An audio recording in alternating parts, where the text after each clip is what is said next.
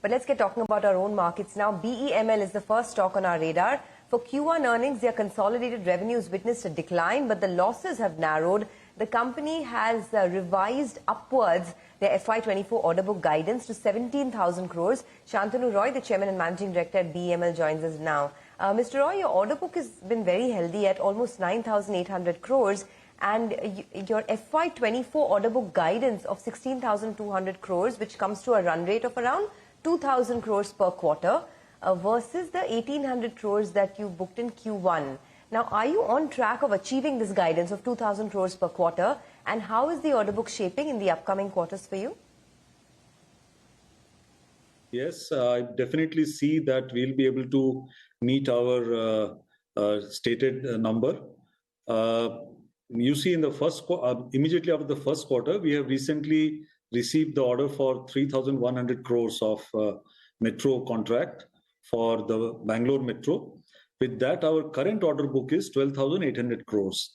And in the remaining period of the financial year up to March 2024, we expect that we'll have some 7,000 to 9,000 crores more of order book. So with the current expectation of our sales revenue of a growth of around 30% as compared to last year, we should be ending this year as on 31st March 2024 with the order book of around 17,000 crores. Okay, got that number down. But what is the split, sir, between defense, mining, and rail and metro?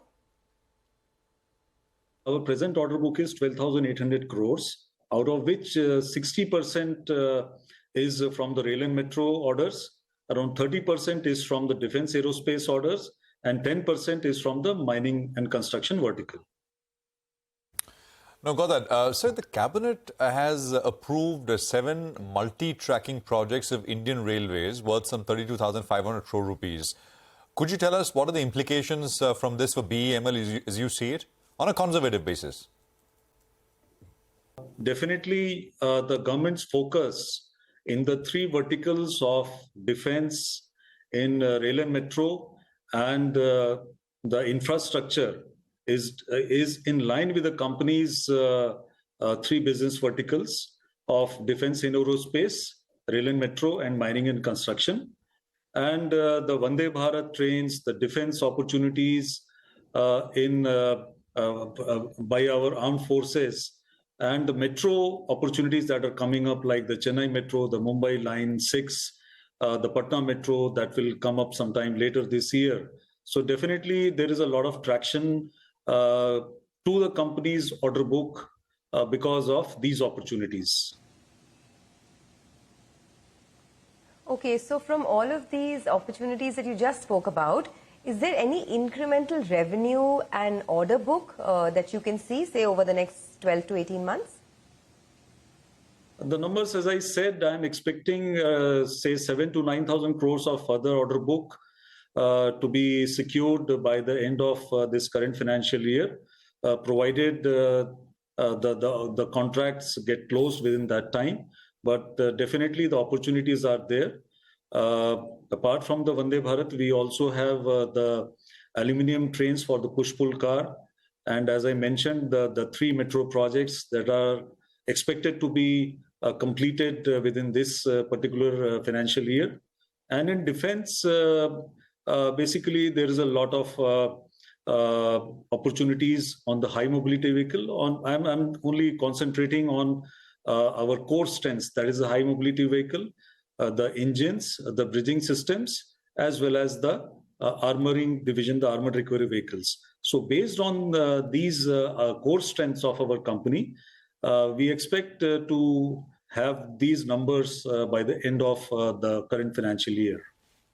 Got it. All right. Mr. Roy, looking at the current market dynamics, defense and rail and metro, well, they're seen as the high growth segments. That compares with mining as well as construction.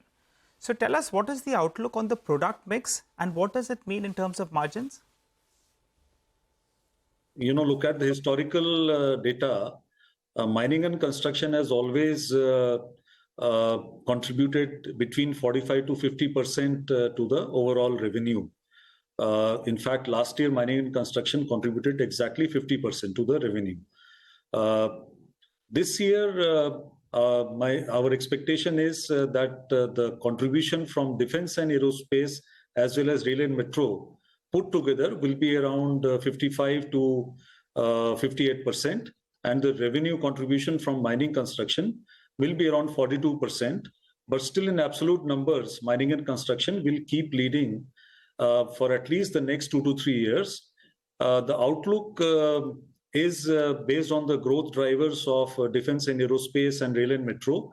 We should be looking at a contribution of at least 65% from these two verticals in the next 3 to 4 years, with mining construction contribution becoming around 35%. And as far as the margins are concerned, if you look at our performance over the last 3 years, the margins have gone up substantially since 2019-20, when we got affected because of the COVID. And the company has bounced back from COVID, and we have done pretty well. Again, based on the rail and defense, which are the key growth areas, our margins should further improve substantially.